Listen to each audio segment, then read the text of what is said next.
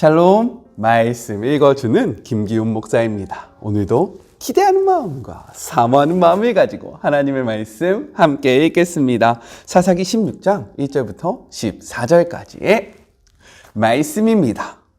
삼손이 가사로 가서 한 창녀를 보고 그녀에게 들어갔다. 삼손이 여기 있다는 소식이 퍼졌다. 사람들이 그곳을 에워싸고 동틀무려 그를 없애버리자 작정하고는 몰래 숨어들었다. 밤새 쥐 죽은 듯 조용히 성문에서 그를 기다렸다. 삼손은 밤 늦게까지 그 여자와 함께 자다가 일어나서 성문 양쪽 문짝과 두 기둥과 빗장까지 통째로 뜯어내어 어깨에 메고는 헤브론 맞은편 언덕 꼭대기로 가져가 버렸다. 얼마 후에 삼손이 소래, 포도 골짜기에 사는 한 여자와 사랑에 빠졌다. 여자의 이름은 들릴라였다. 블레셋 군주들이 그녀에게 접근하여 말했다. 그를 꿰어서 그 엄청난 힘이 어디서 나오며 어떻게 하면 우리가 그를 결박해 꺾을 수 있을지 알아내거라. 그러면 우리가 각각 내게 은 100세겔씩을 주겠다. 들릴라가 삼손에게 물었다. 당신의 엄청난 힘이 어디서 나오는지 그 비밀을 말해주세요. 어떻게 하면 당신을 꼼짝 못하게 할 수 있을지 내게 말해주세요. 삼손이 그녀에게 말했다. 짐승에 마르지 않는 새 힘줄로 만든 활시위 7줄로 나를 묶으면 나도 여느 사람처럼 약해질 것이요. 블레셋 군주들이 마르지 않은 활시 7줄을 가져다 주자 그녀는 그것으로 삼손을 묶었다. 사람들은 그녀의 방에 숨어 기다렸다. 그때 여자가 삼손, 블레셋 사람들이 당신을 잡으러 왔어요 하고 말했다. 그러자 삼손은 마치 실을 끊듯이 묶은 줄을 끊어버렸다. 그 힘의 근원은 여전히 비밀로 남았다. 들릴라가 말했다. 이봐요, 삼손, 당신은 나를 놀렸군요. 거짓말을 하고 있어요. 자, 어떻게 하면 당신을 묶을 수 있을지 말해주세요. 삼손이 그녀에게 말했다. 한 번도 사용한 적 없는 새 밧줄로 나를 꽁꽁 묶으면 나도 여느 사람처럼 힘이 없어질 것이요. 그래서 들릴라는 새 밧줄을 구해서 그를 묶었다. 그러고는 삼손, 블레셋 사람들이 당신을 잡으러 왔어요 하고 소리쳤다. 그 사람들은 옆방에 숨어 있었다. 그는 팔뚝의 밧줄을 실을 끊듯이 끊어버렸다. 들릴라가 삼손에게 말했다. 당신은 아직도 거짓말로 나를 놀리고 있어요. 어떻게 하면 당신을 묶을 수 있을지 말해주세요. 삼손이 그녀에게 말했다. 7 가닥으로 따은 내 머리털을 배틀로 천에 짜 넣고 팽팽히 잡아당기면 나도 여느 다른 인간처럼 힘이 없어질 것이요. 들릴라는 그를 곤히 잠들게 하고는 7 가닥으로 따 그의 머리털을 잡고서 배틀로 천에 짜 넣은 뒤 팽팽히 잡아당겼다. 그러고는 삼손, 블레셋 사람들이 당신을 잡으러 왔어요 하고 말했다. 그러자 삼손이 잠에서 깨어 배틀과 천을 함께 뜯어냈다. 이것은 하나님의 말씀입니다.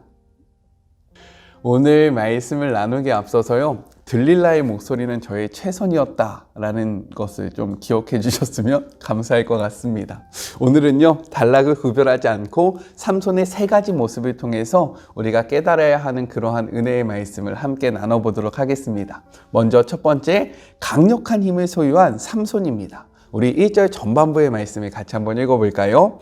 삼손이 가사에 가서라고 기록되어 있어요. 가사는요, 가드, 아스돗, 아스글론, 에글론과 함께 블레셋의 중요한 5대 성읍 중에 하나였습니다.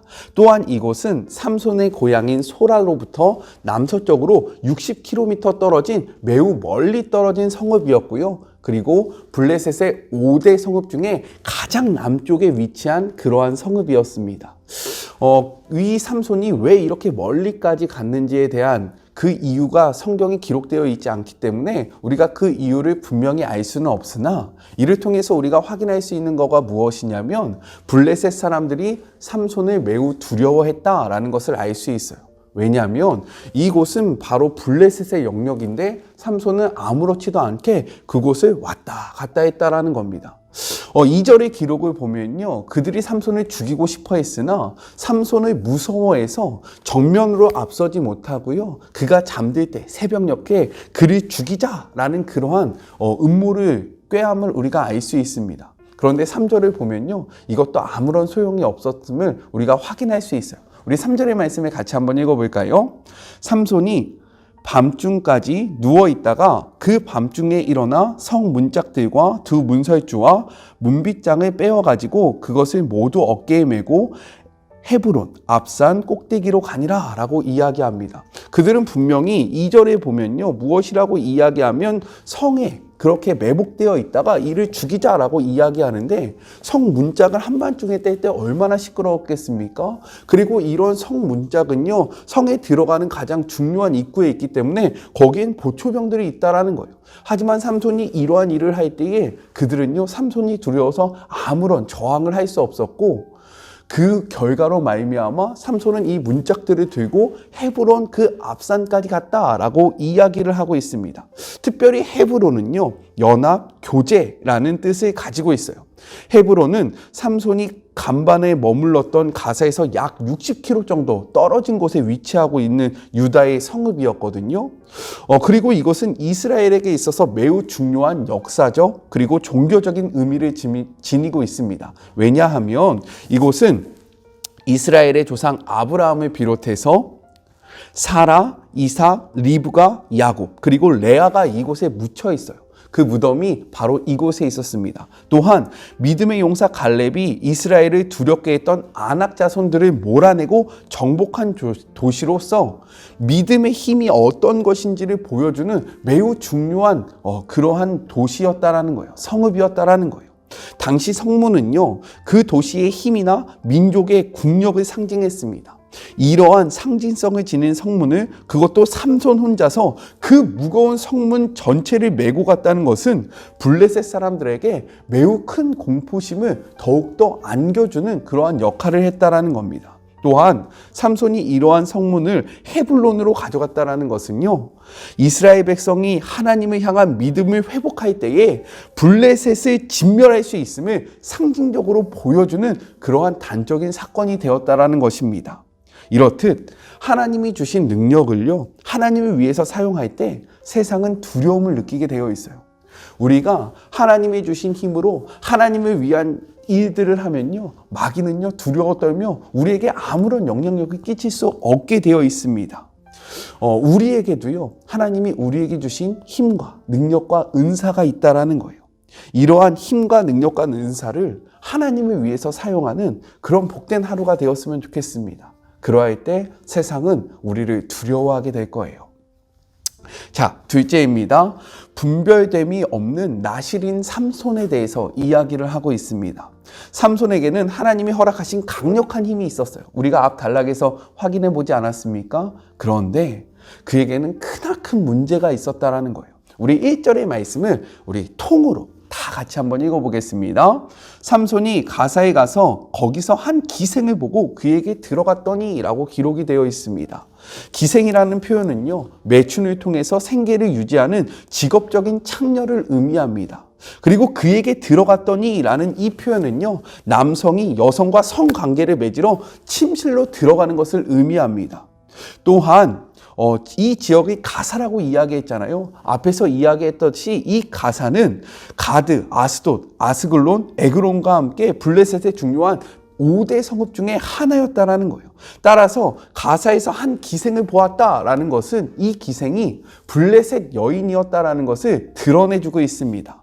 삼손은요, 하나님께 구별된 삶을 살아야 하는 나실인이었어요. 여기서 더 나아가서 이스라엘의 사사라는 매우 중요한 역할을 감당하고 있었습니다. 하지만 삼손은요, 자신의 종력과 자신의 마음대로 하나님께서 금하신 이방 여인, 그리고 하나님께서 가증히 여기는 부적절한 성관계를 맺었다라는 거예요. 이스라엘의 사사로서 또한 나실인으로서 이는 하나님의 말씀을 철저하게 무시하는 삶의 모습을 우리가 확인해 볼 수 있는 것입니다.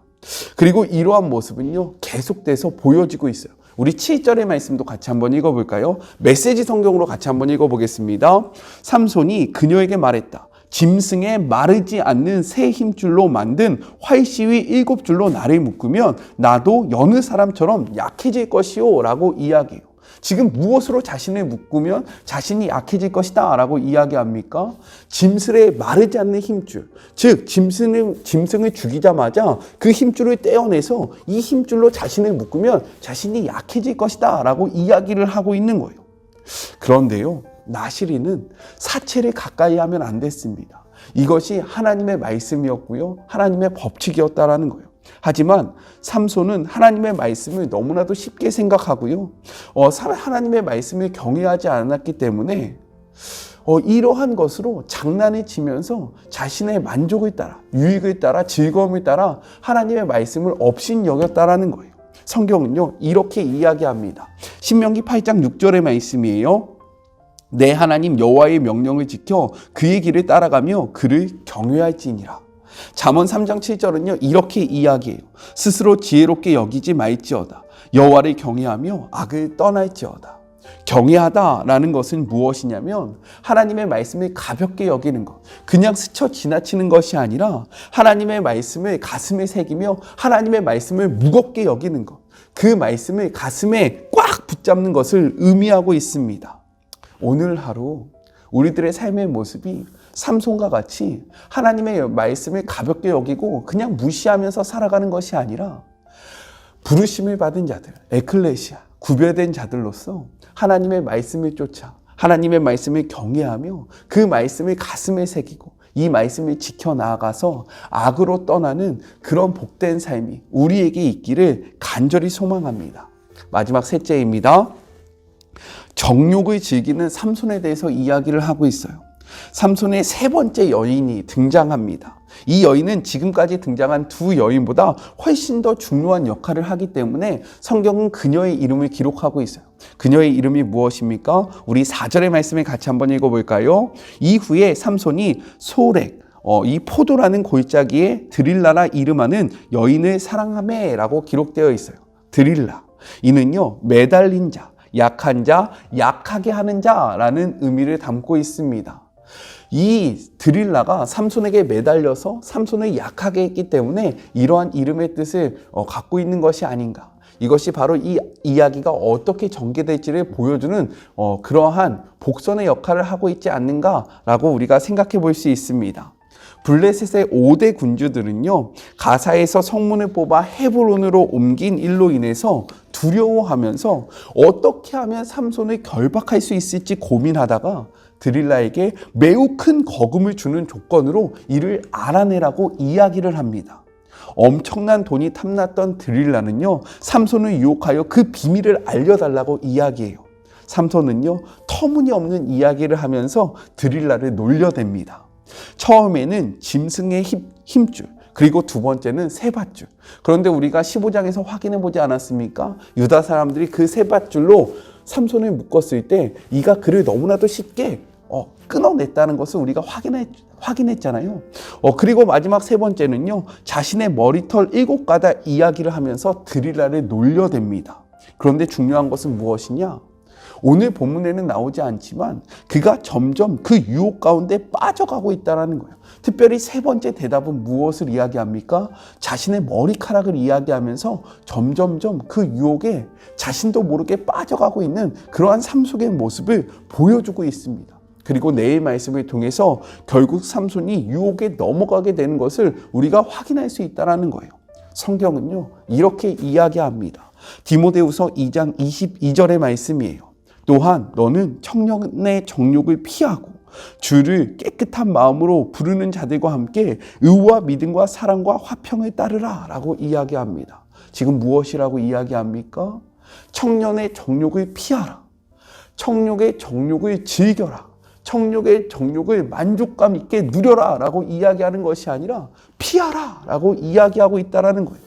우리가 요셉을 알고 있지 않습니까? 요셉은요, 그 정욕의 자리에 있을 때마다 어떻게 했습니까? 그 자리를 박차고 일어나서 그 자리를 피했다라는 거예요. 그렇게 할 때에 그는 자신의 정결함, 하나님의 말씀을 지킬 수 있었지만 삼손은요, 오히려 그러한 정욕 가운데로 나아갔고 그 정욕을 즐겼습니다. 그 결과 이가 무너지게 되었다라는 거예요. 우리는 어떠합니까? 정욕을 즐기고 있지는 않습니까? 이 정도면 괜찮아. 아유, 우리가 깨어 분별하면 되지. 아, 나는 하나님의 말씀으로 스스로를 막을 수 있어. 이러한 교만한 마음으로 정욕 가운데 나아가고 있지는 않는지. 우리들의 발걸음을 정욕으로부터 돌이켜서 그 정욕을 피하는 삶을 살아가는 주의 모든 자녀들이 되었으면 좋겠습니다. 정욕은요, 적당히 절제하면서 즐기는 것이 아니라 완전히 끊음으로 피하는 것입니다. 이 말씀을 꼭 가슴에 새기는 그런 평생이 되었으면 좋겠어요. 우리 같이 기도할까요? 하나님 감사합니다. 삼손은 하나님에게 크나큰 힘을 받았습니다. 이것을 하나님을 위해서 사용할 때에 많은 사람들은 삼손을 두려워하게 되었지만 하나님의 말씀을 업신여기고 가볍게 여길 때에 그는 정욕을 향하여 나아갈 수밖에 없었고 결국 그 정욕 가운데 멸망하게 됨을 우리가 확인하게 됩니다. 하나님, 우리는 어떠합니까? 하나님이 주신 은사를 무엇을 위하여 사용하고 있습니까?